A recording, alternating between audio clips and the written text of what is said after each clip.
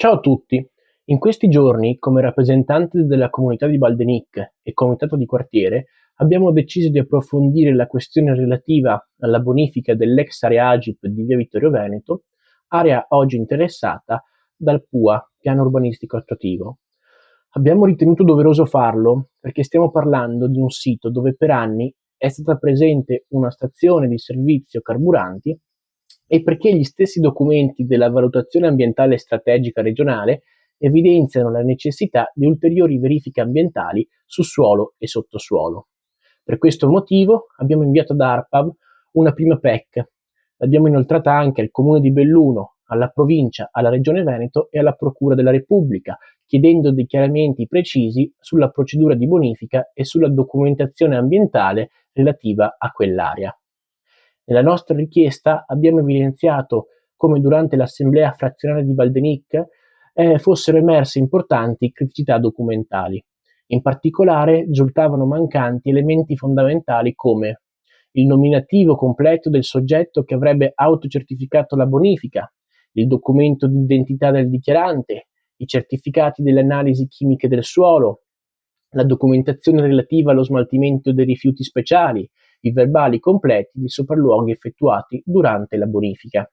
Abbiamo quindi chiesto ad ARPAV di verificare la completezza e la regolarità della documentazione e di valutare ulteriori approfondimenti ambientali ante operam, prima di qualsiasi intervento edilizio sull'area. ARPAV ci ha risposto con una nota ufficiale del 19 maggio 2026. Nella risposta ARPAV afferma che la bonifica debba ritenersi conclusa e che secondo quanto agli atti non vi sarebbero presupposti per ulteriori accertamenti ambientali ai sensi del decreto legislativo 152 del 2006. Tuttavia, nella stessa comunicazione ARPAV conferma anche un fatto molto importante. Scrive infatti che nel 2017 ENI avrebbe trasmesso la copia del documento di identità del dichiarante, la relazione tecnica della bonifica, i certificati analitici del laboratorio, i certificati di caratterizzazione ambientale, i formulari di identificazione dei rifiuti e i verbali dei sopralluoghi ARPAV effettuati durante le operazioni di bonifica. Il problema è che tutta questa documentazione non è mai stata allegata alla risposta ricevuta. Per questo motivo abbiamo subito inviato una seconda PEC ufficiale, chiedendo formalmente la trasmissione integrale di tutti gli atti richiamati da ARPAV stessa. Abbiamo pertanto richiesto la copia completa dell'autocertificazione di bonifica, il nominativo del dichiarante, la copia del documento di identità, le relazioni tecniche, le analisi chimiche del suolo e del sottosuolo, i formulari di smaltimento dei rifiuti speciali, i verbali di ARPAV dei sopralluoghi ed eventuali ulteriori documenti ambientali ed istruttori relativi al sito. La nostra richiesta non nasce da polemiche sterili, ma da un principio molto semplice, la trasparenza.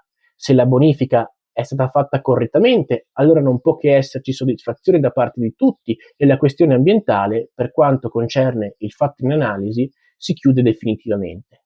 Tuttavia, in uno Stato di diritto, l'amministrazione pubblica parla per atti e documenti, non certo per intenti o affermazioni generiche.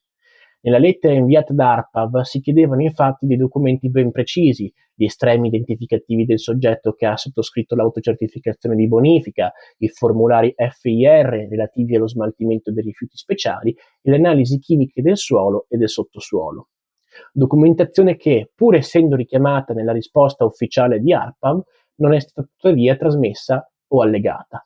Per questo motivo abbiamo inoltrato un'ulteriore richiesta formale di accesso agli atti nell'interesse della trasparenza amministrativa e della tutela ambientale. Dopodiché desta forte preoccupazione anche il passaggio finale riportato nell'articolo apparso sulla stampa locale, nel quale si invita sostanzialmente a stare attenti a chi firma. Lo dico chiaramente, frasi di questo tipo, soprattutto quando riferite a cittadini che esercitano un diritto legittimo come il ricorso, il diritto di accesso agli atti e la partecipazione civica e democratica, rischiano di assumere il tono di una pressione indebita o di una forma intimidatoria. In uno Stato democratico, chiedere documenti pubblici, verificare atti amministrativi, pretendere trasparenza non deve essere un problema, è un diritto riconosciuto dalla stessa legge. Il fatto è che è stato richiesto semplicemente di visionare documenti che la stessa ARPAV dichiara di avere. Se tutta la procedura è stata svolta correttamente come viene sostenuto, allora non vi dovrebbe essere alcuna difficoltà nel trasmettere integralmente gli atti richiesti. Continueremo quindi a seguire con attenzione questa vicenda, nell'interesse della comunità di Baldenic, della tutela ambientale del territorio e del diritto dei cittadini ad avere una piena conoscenza degli atti pubblici che riguardano la salute, l'ambiente e l'urbanistica.